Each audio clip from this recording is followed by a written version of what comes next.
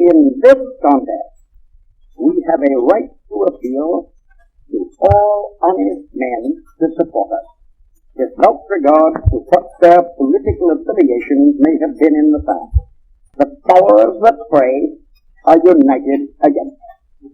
The powers that pray pay no heed to a question of partisanship in this contest.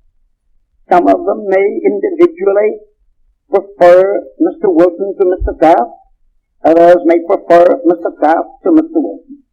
But the preference for either is tepid compared to the intensity of their animosity toward us and their willingness to stand by either of the other two candidates or by anyone else, if only they can beat the Progressive Party. The reason is evident. These men, the big bosses of the political field, the beneficiaries of privilege in the field of industry, the men who represent that sinister alliance between crooked politics and crooked business, which has done more than anything else for the corruption of American life, are united as one man against the genuine rule of the people themselves. The privileged classes, the representatives of special privilege, of special interest, can always make terms with a boss or bosses.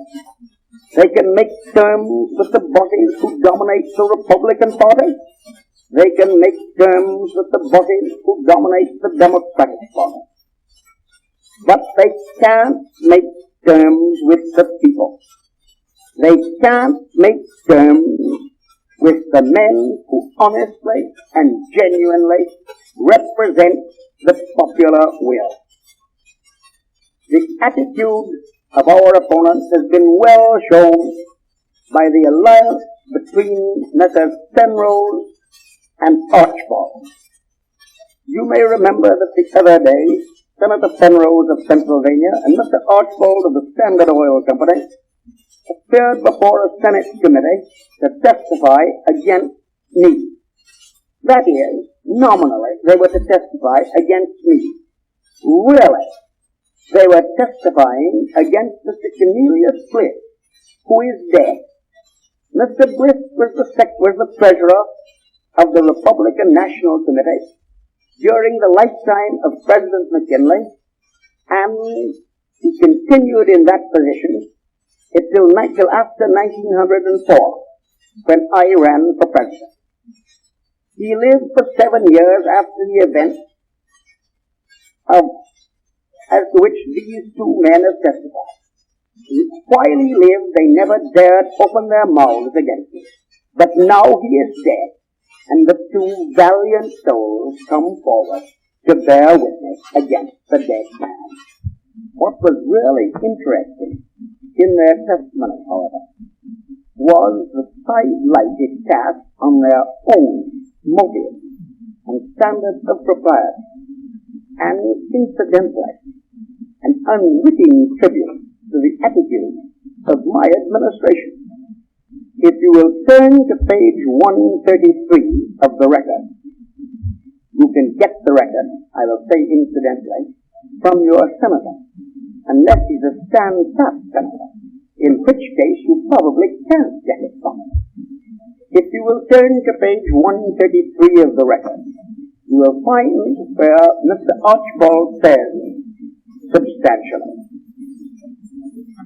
Dorcas Abyssinia can show nothing to compare with the treatment administered to the Standard Oil Corporation during the administration of President Roosevelt. In this instance, Mr. Archibald is testifying to what is quite correct.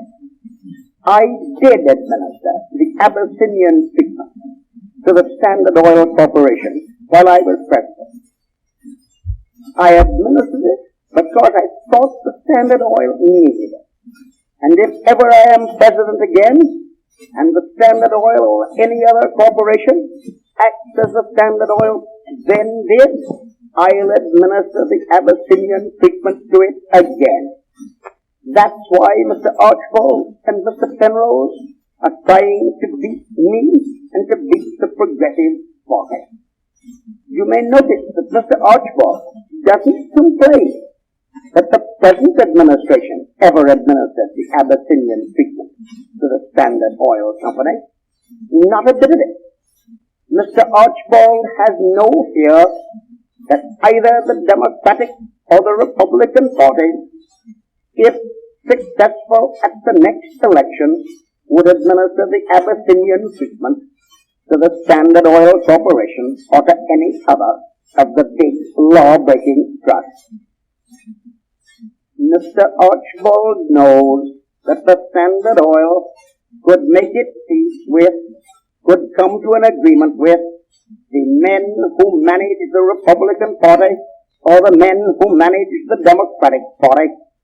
But he also knows that he could make no peace with the leaders of the Progressive Party, and he could make no peace with the Progressive Party itself, because it is in very fact the party of the people of the United States. Again, on the next page of the testimony, you will find where Mr. Bliss is quoted by Mr. Archibald as saying that he had no influence with me, that he could not stop my proceedings at the time when, as Mr. Archibald says, I was engaged in administering the Abyssinian treatment to the Standard Oil Corporation. Now, this statement of Mr. Archibald represents but part of the truth. Mr. Bliss did have real and great influence. I respected him and admired him. I should have paid heed to any request or suggestion he made, would have carefully considered it, and would have earnestly desired to do it, to adopt it, if I honorably could.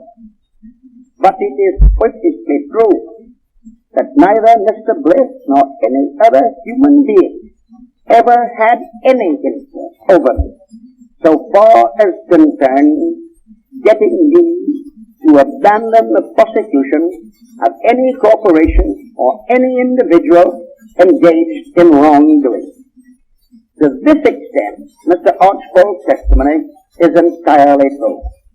And I call your attention to the fact that Mr. Archibald and Mr. Penrose come forward to testify against me only because at the moment I am heading the Progressive movement.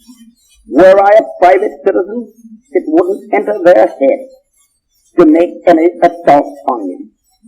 They dislike me, I grant you. And the longer I live, the greater cause I shall give them to dislike me.